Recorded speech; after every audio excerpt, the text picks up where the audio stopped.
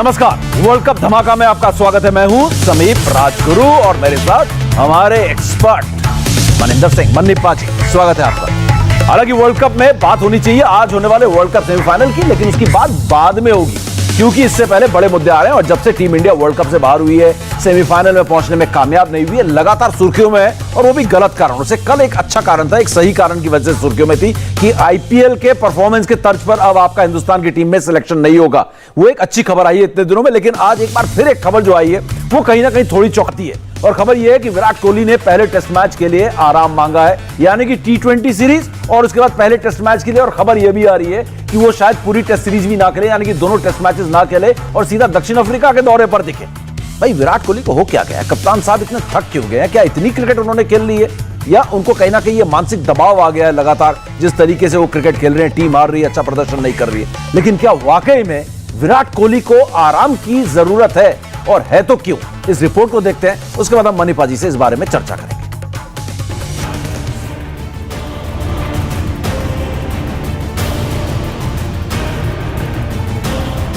जो कप्तान front foot पर रहकर लीड करना पसंद करता है, अगर वो आराम मांगे तो सवाल खड़े होंगे। जिस कप्तान ने रेड बॉल क्रिकेट में विदेशी जमीन पर टीम को जीत दिलाई, अचानक उसके बल्ले से रन निकलना बंद हो जाए तो सवाल खड़े होंगे। विराट के साथ पिछले कुछ समय से ऐसा ही हो रहा है। T20 वर्ल्ड कप से टीम के बाहर होने के बाद से लेकर अब तक विराट ने मीडिया तक का सामना नहीं किया। T20 के बाद पहले टेस्ट में भी विराट आराम करेंगे। बीसीसीआई की सूत्रों की माने तो विराट न्यूजीलैंड के खिलाफ टेस्ट में शायद दिखे ही नहीं। लेकिन सवाल यह है कि विराट को आराम चाहिए क्यों? इस साल के शुरू में विराट ने ऑस्ट्रेलिया में 3 टेस्ट मैचेस नहीं खेले। उन्होंने बीसीसीआई से पैटर्निटी लीव ली थी, जो निजी तौर पर उनके लिए जरूरी था। इस दौरान कोरोना की वजह से पिछले 2 सालों से कम क्रिकेट खेला गया। ज्यादातर समय खिलाड़ियों को आराम का मौका मिला। साल 2020 में विराट सिर्फ 3 टेस्ट मैचेस खेले हैं, जबकि 2021 में भारतीय टीम 9 टेस्ट मैच में हिस्सा ले चुकी है। यानी पिछले 2 साल में भारतीय टीम ने सिर्फ 11 टेस्ट मैचेस खेले हैं और इस दौरान विराट के बल्ले से तो एक शतक भी नहीं निकला है। विराट ने टेस्ट मैच में आखिरी शतक 22 नवंबर 2019 में बांग्लादेश के खिलाफ लगाया था। पिछले 2 सालों में विराट ने 5 अर्धशतक ही लगाए हैं। टेस्ट में विराट का करियर औसत 51 का है, लेकिन पिछले 2 सालों में ये औसत घटकर 30 तक पहुंच गया है। ऐसा नहीं है कि विराट का बल्ला पूरी तरह खामोश है, वो रन बना रहे हैं, लेकिन विराट लंबी पारी खेलने में लगातार नाकाम साबित हो रहे हैं। पिछले 2 सालों में उनके फॉर्म में आई गिरावट टीम इंडिया के लिए खतरे का संकेत है। विराट को चाहिए कि अगर उन्हें कोई मानसिक तनाव या किसी तरीके की परेशानी है तो बीसीसीआई से बात करें, क्योंकि उनके टीम में रहने या नहीं रहने से भारतीय टीम की जीत और हार तय होती है। अब ये बहुत बड़ा सवाल है कि विराट कोहली जैसे जुझारू खिलाड़ी, कप्तान जो लगातार क्रिकेट खेलने में विश्वास रखता है, मजा आता है, चेस करने में, बड़े स्कोर्स बनाने में मजा आता है, और वो उन खिलाड़ियों में से नहीं जो 100 रन बनाकर आउट हो जाए। जो हिंदुस्तानी बल्लेबाज कई बदनाम है कि 100 बनाते ही वो अपना विकेट छोड़ देते हैं, लेकिन विराट कोहली तो उन खिलाड़ियों में से है जिसको 200, 250, 300 तक जाने में मजा आता है। हम देखते हैं, भले ही 200 बनाकर वो कई बार आउट हो गए, 5-5, 6 से 200 रन उन्होंने दोहरे शतक लगाए, 13 शतक का अभी भी इंतजार है। लेकिन विराट कोहली को आराम क्यों चाहिए? आप अगर बात करें मन्नी बाजी, ऑस्ट्रेलिया में 3 टेस्ट मैचेस आपने छोड़े, पैटर्निटी लीव थी, और उसके बाद अगर आप बात करें इंग्लैंड के खिलाफ पूरा सीरीज खेला, उसके बाद आप आईपीएल में आए, आईपीएल में ब्रेक हो गया 1 महीने का, 2 महीने का ब्रेक, उसके बाद आईपीएल खेले, उसके बाद 1 महीने के बाद आप जाके WTC का खेलते हैं, WTC के बाद मैं लगातार उनके ब्रेक्स बता रहा हूं, 45 दिन का ब्रेक, उसके बाद इंग्लैंड सीरीज होती है और उसके बाद आप आईपीएल खेलते हैं। तो ये 4 टेस्ट मैचेस के बाद आईपीएल और ये वर्ल्ड कप के 5 मैचेस, और इतने में आप इतना थक जाते हैं कि आप ये 3 T20 न्यूजीलैंड के खिलाफ जो इतनी अहमियत रखते हैं, पूरी स्क्वाड के साथ आ रहे हैं, और उसके बाद 2 टेस्ट मैचेस विराट कोहली नहीं खेलने की खबरें आ रही है। पहला टेस्ट मैच तो तय है कि वो आराम मांग रहे हैं। क्या वाकई में वो इतना थक गए? फिजिकल थकान दिख रही है, शारीरिक या मानसिक थकान दिख रही है आपको? देखिए, आपके पैकेज में आपने कहा था कि बीसीसीआई से उनको बात करनी चाहिए, निश्चित रूप से उन्होंने बात की होगी। और देखें, हर किसी इंसान को मेंटल फटीग हो सकता है और हमें एक्सेप्ट करना चाहिए, क्योंकि विराट कोहली को अगर आप पिछले 10-12 साल में उठा के देख लीजिए, उन्होंने हर फॉर्मेट खेला है, हर फॉर्मेट में उनकी 50 से ज़्यादा की औसत है, और हर फॉर्मेट में कैप्टन भी रहे हैं। सो आप अंदाज़ा लगाएं कितना प्रेशर उन्होंने हैंडल किया है। तो कई बार ऐसा मेंटल फटीग हो जाता है कि आदमी को लगता है कि मुझे अब थोड़ा सा लंबा ब्रेक की ज़रूरत है। हालांकि मैं भी बहुत हैरान होता हूँ कि और फॉर्मेट्स में मैं मान सकता हूँ, लेकिन टेस्ट मैचेस से भी जो उनका पसंदीदा खेल है उससे वो किस तरह से आराम मांग रहे हैं, इसका मतलब कहीं ना कहीं बहुत ज़्यादा मेंटल फटीग है, और जिसको ज़्यादा ओपन में लाना मुझे लगता है हिंदुस्तान में सही भी नहीं है, क्योंकि लोग मज़े उड़ाने शुरू कर देते हैं, और उसकी वजह से हम इंडिया में इतनी आसानी से कह नहीं सकते। जैसे ऑस्ट्रेलिया की अगर आप बात करें, ग्लेन मैक्सवेल 6 महीने के लिए क्रिकेट नहीं खेले थे, उन्होंने क्रिकेट ऑस्ट्रेलिया को कहा, मैच के दौरान, एक मैच खेल रहे थे उसके दौरान कहा कि मुझे मेंटल फटीग हो गया। उन्होंने कितनी क्रिकेट खेली है, लेकिन मेंटल फटीग हुआ मैक्सवेल को, और उन्होंने छुट्टी मांगी क्रिकेट ऑस्ट्रेलिया से। क्रिकेट ऑस्ट्रेलिया ने उनको हेल्प भी किया। लेकिन इंडिया में अगर आप इस तरह की बात कह देंगे ना कि मुझे मेंटल फटीग हो गया है और मुझे हेल्प की ज़रूरत है, तो फिर यहाँ पर तो माहौल बन जाएगा। सो उसकी वजह से कई बार आप इस तरह की छुट्टी मांगते हैं और अपने तरीके से उसको हैंडल करते हैं, चाहे आप किसी से मिले साइकोलॉजिस्ट से या खुद ही अपनी साइकोलॉजी करें, क्योंकि इन्होंने अपनी साइकोलॉजी काफ़ी साल से हम देख रहे हैं खुद ही की है। सो इनमें वो क्वालिटी है। तो मैं इतने बड़े प्लेयर को थोड़ी सी रिस्पेक्ट इस मामले में देना चाहूँगा, जहाँ कि वो रेस्ट मांग रहे हैं। यही मैं कह रहा हूं, और ये पहला मौका नहीं है मन्नीपा जी कि विराट कोहली ने रेस्ट मांगा है। हम पिछले 2 साल की बात नहीं, पहले की भी अगर बात देखें तो कई ब्रेक्स विराट कोहली ने लिए हैं। तो क्या जो हाल में जो ब्रेक्स ले रहे हैं, क्या ये वर्ल्ड कप में खराब प्रदर्शन का नतीजा है, जहां पर आपको एक कहते हैं ना स्ट्रेस से आप गुजर रहे हैं, उसको आप भूलना चाहते हैं और आना चाहते हैं? क्या ये वो विराट कोहली नहीं रहे मेंटली इतने स्ट्रांग जिसको हम जानते थे? क्या ये खिलाड़ी थोड़ा सा वक्त के साथ, मैं नरम नहीं कहूंगा, लेकिन कहीं ना कहीं स्ट्रेस इतना है कि वो प्रेशर आ रहा है उन पर बैटिंग करते हुए, और फॉर्म भी उनका साथ नहीं दे रही है? देखिए, बड़े से बड़े मेंटली स्ट्रांग इंसानों को मैंने टूटते हुए देखा है। बड़े से बड़े जो मेंटली स्ट्रांग इंसान हैं, उनको भी कई बार ब्रेक्स चाहिए होते हैं। ये तो केवल क्रिकेट की बात कर रहे हैं आप, अदरवाइज इन लाइफ ऑल्सो कई CEOs हैं मैं जानता हूं जिन्होंने आराम लिया, 2-3 साल काम ही नहीं किया। बिल्कुल।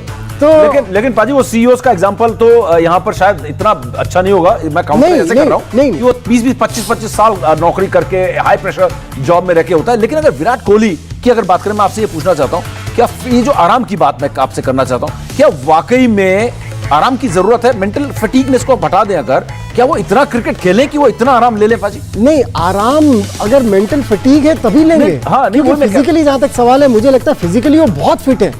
सभी इंडियन टीम से जितने भी आप निकाल लीजिए, 30-35 इंडियन जो प्लेयर्स जो लूप में हैं, नहीं, उनसे ज्यादा फिट है फिजिकली। क्या वो इतना क्रिकेट खेलें कि फिजिकली टायर्ड हो जाए? देखिए, जरूरी मेंटल एस्पेक्ट को अलग रखें। नहीं समीप, जरूरी नहीं है। आपकी पर्सनल लाइफ भी है। कई बार कई चीजें ऐसी पर्सनल लाइफ में भी होती है जिसकी वजह से आप थोड़े से थक जाते हैं। मैं आप किस तरफ संकेत कर रहे हैं, मैं समझ नहीं पाया। नहीं, मैं जनरल बात कर रहा हूँ, मैं विराट कोहली की बात नहीं कर रहा हूँ। अच्छा, ओके। मैं एक जनरल बात कर रहा हूँ। और जब मैंने CEOs का बोला ना जी, वो उनको कोई दुनिया नहीं देख रही। बिल्कुल। विराट कोहली का जहां तक सवाल है, दुनिया देख रही है उनको। जी, क्योंकि हर समय जब भी वो मैदान पर करते हैं, वो दिख रहा है। तो आपका कहने का मतलब है कि वो क्रिकेट नहीं, वो फिजिकल फटीग मतलब शारीरिक थकान नहीं, बल्कि ये कहीं ना कहीं दिमाग से जुड़ी हुई चीज है जो विराट कोहली को उबरनी होगी। 100%, क्योंकि फिजिकली तो बिल्कुल फिट है।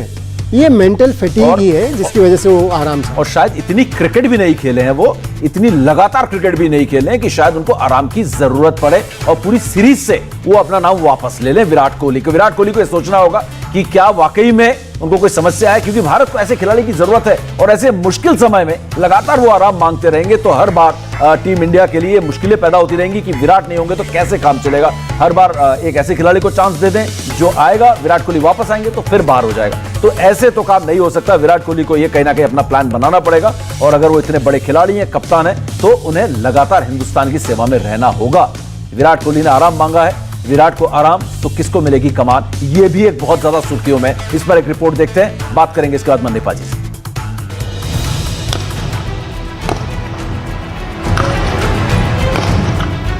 T20 वर्ल्ड कप की हार का गम अभी फैंस भूले भी नहीं थे कि इधर टीम इंडिया में छुट्टी का बम फूट गया। इस छुट्टी बम की वजह से BCCI भी टेंशन में आ गया है। न्यूजीलैंड के खिलाफ होने वाली T20 और टेस्ट सीरीज के लिए कोहली लंबी छुट्टी पर गए हैं, और हम पहले ही आपको बता चुके हैं कि सूत्रों के मुताबिक विराट T20 सीरीज के अलावा पहले टेस्ट में भी हिस्सा नहीं ले पाएंगे। हालांकि बोर्ड ने उनकी छुट्टी को मंजूरी दे दी है, लेकिन सबसे बड़ा सवाल अब ये उठता है कि न्यूजीलैंड के खिलाफ पहले टेस्ट की कप्तानी कौन करेगा। अभी न्यूजीलैंड के खिलाफ होने वाली 2 टेस्ट की सीरीज के लिए भारतीय टीम का ऐलान नहीं हुआ है। इसकी वजह यह है कि सिलेक्टर्स अब तक तय नहीं कर पाए हैं कि कोहली की गैर मौजूदगी में रोहित या अजिंक्य रहाणे में से किसे टेस्ट की कप्तानी सौंपी जाए। आपको बता दें कि रहाणे न सिर्फ टेस्ट टीम के उप कप्तान हैं, बल्कि विराट कोहली की गैर मौजूदगी में उन्होंने ही टीम की कमान संभाली है। ऑस्ट्रेलिया दौरे पर जब विराट कोहली 3 टेस्ट मैच नहीं खेल पाए थे, तब रहाणे ने ही कप्तानी की थी और भारत को यादगार ऐतिहासिक जीत दिलाई थी। रहाणे की ही कप्तानी में भारत ने दूसरी बार कंगारू टीम को उसी के घर में शिकस्त दी।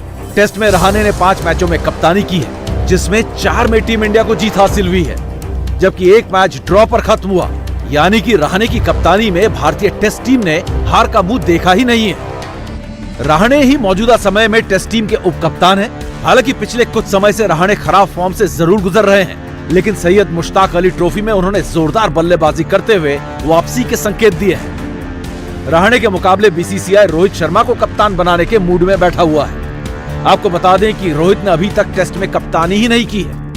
ऐसे में बीसीसीआई को न्यूजीलैंड के खिलाफ पहले टेस्ट में रोहित की जगह रहाणे को ही कप्तान बनाने पर सोचना होगा।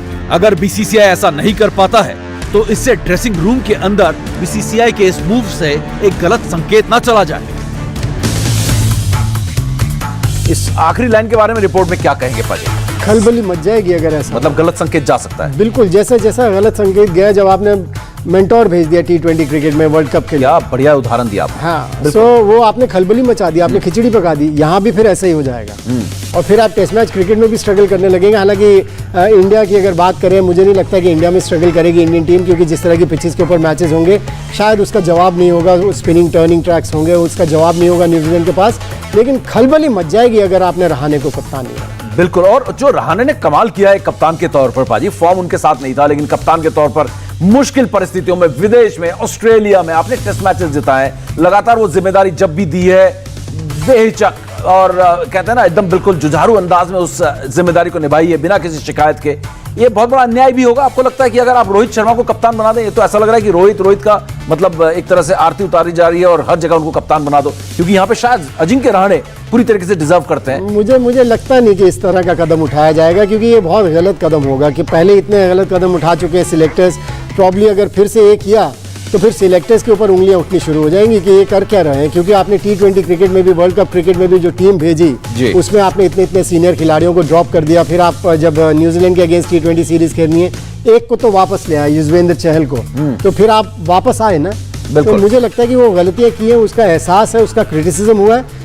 शायद सिलेक्टर्स नहीं चाहेंगे कि और क्रिटिसिज्म हो इस तरह की। अगर वो हरकत कर देते हैं कि रोहित शर्मा को कप्तान बना दे और अजिंक्य रहाणे, जो कि 5 टेस्ट मैचेस में उन्होंने कैप्टनसी की, आपने दिखाया अभी 4 में जीते, 1 में ड्रॉ, सो एक भी अभी तक हारे नहीं है और बहुत बढ़िया तरीके से हैंडल करते हैं टीम। बिल्कुल, तो मेरे हिसाब से उन्हीं को बनाना चाहिए। बिल्कुल, क्योंकि ये खबरें काफी सुर्खियों में है और सूत्रों के जरिए ये भी बताया जा रहा है कि रोहित को सही मायने में यहां पर कप्तान बनाने की सोच रहा है विराट कोहली के गैर मौजूदगी में। लेकिन खबर यह भी आ रही है हाल में कि शायद रोहित शर्मा भी आराम की गुजारिश कर रहे हैं बीसीसीआई से टेस्ट सीरीज के दौरान, तो ऐसे में ऑटोमेटिक चॉइस यहां पर रहाणे रह जाएंगे। लेकिन फिलहाल अगर रोहित आराम नहीं लेते तो कप्तान कौन होगा, इस पर बहस बहुत तेज चल रही है और दो खेमे में बटी हुई है। सिलेक्टर्स कह रहे हैं शायद कि रोहित शर्मा को अजिंक्य रहाणे को बनाया जाए और बीसीसीआई का एडमिनिस्ट्रेशन जो है वो चाह रहा है कि रोहित शर्मा को कप्तान बनाया जाए टेस्ट मैच का। ये खबरें फिलहाल।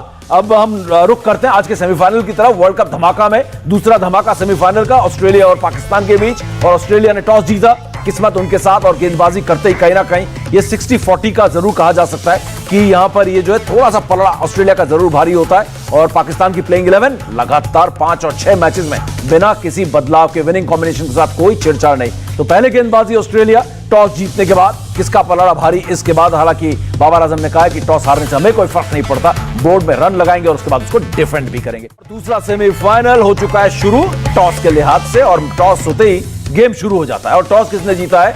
ऑजीज ने जीता है, कंगारुओं ने टॉस जीता। और पहले जो सबसे बड़ा एडवांटेज यूएई में होता है बाजी, वो ले लिया उन्होंने गेंदबाजी करने का। कितना यहां पर पलड़ा जो है ऑस्ट्रेलिया की तरफ झुकता है इस टॉस के बाद। एडवांटेज तो है, इसमें तो कोई शक की बात नहीं, लेकिन एक चीज जरूर कहना चाहूंगा समीप, ये नॉकआउट गेम, ये सेमीफाइनल है और यहाँ पर कौन कितना मेंटली तैयार है ये पता चल जाएगा आज। ये जो एडवांटेज जिसकी हम बात कर रहे हैं, मुझे लगता है कि इतना बड़ा एडवांटेज नहीं जितना कि लीग स्टेजेस में। बिल्कुल, और खास तौर पर अगर हम पाकिस्तान की बात करें, विनिंग कॉम्बिनेशन के साथ कोई छेड़छाड़ नहीं पाजी, और ये टीम जो जीत का पंच लगा चुकी है और उम्मीद है कि जीत का छक्का भी आज लगा देंगे नॉकआउट में।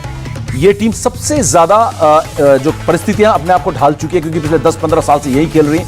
तो एक एडवांटेज इनको बहुत बड़ा है बाकी टीमों से पाकिस्तान। जीतना एक नशा है और इस समय नशे में होंगे जीत के, सो वो एक एडवांटेज पाकिस्तान के पास। बिल्कुल, और खास तौर पर अगर बात करें इनके ओपनर्स की, सबसे मजबूत ओपनर्स दोनों ने 200 से ज्यादा रन बनाए। अगर बात करें 264 बाबर आजम ने लगाया और 214 रन बनाए मोहम्मद रिजवान ने। तो ये दोनों ओपनर्स से उम्मीद होगी कि एक ताबड़तोड़ शुरुआत दे, क्योंकि पहले बल्लेबाजी करते हुए कम से कम 165-170 रन बाजी लगाने होंगे बोर्ड पर। इस पर हम चर्चा करेंगे। और ऑस्ट्रेलिया की गेंदबाजी, वो भी ताबड़तोड़ गेंदबाजी है। ऑस्ट्रेलिया ने टॉस जीता है, पहले गेंदबाजी का फैसला किया। और पाजी यहां पर आखिरी सेगमेंट में यही बात करेंगे कि पाकिस्तान को अगर जीतना है तो पार स्कोर, विनिंग स्कोर यहां पर क्या हो सकता है, क्योंकि ड्यू में हम देखते हैं कि गेंदबाज बिल्कुल बेअसर साबित हो जाते हैं। 170 तो कम से कम बनाना होगा, लेकिन 170 तक पहुंचने के लिए सोच ये होगी कि 150 तक हमें अपने स्कोर को लेके जाना है, क्योंकि शुरू में 170-80 सोच लेंगे ना तो कहीं 120-130 पर न रुक जाए। बिल्कुल, तो कहीं ना कहीं एक बराबरी का मुकाबला यहां पर कहा जा सकता है कि ऑस्ट्रेलिया और पाकिस्तान के बीच देखा जाने वाला है। कहीं ना कहीं अगर बात करें,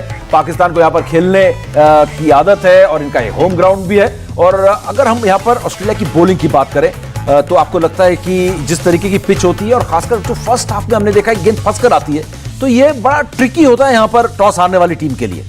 देखिए, इतना आसान तो नहीं होगा बैटिंग, क्योंकि हमने सभी पूरे वर्ल्ड कप में पिचेस देखी हैं जहां पर कि बॉलर्स की भी मदद है, बॉल रुक कर आती है, बॉल चिपक जाती है। बिल्कुल, और ऐसे में फ्लुएंटली रन बनाना इतना आसान नहीं होगा। बिल्कुल, तो यहां पर टॉस हारने वाली टीम के लिए जो है ना, दोहरी चुनौती होती है। बल्लेबाजी करते हैं तो गेंद बल्ले पर नहीं आती, और गेंदबाजी करते हैं तो गेंद हाथ से स्लिप करती है। लेकिन जाते जाते एक सेकंड में क्या पाकिस्तान की गेंदबाजी में वो दमखम है जो ड्यू को बेअसर कर सके?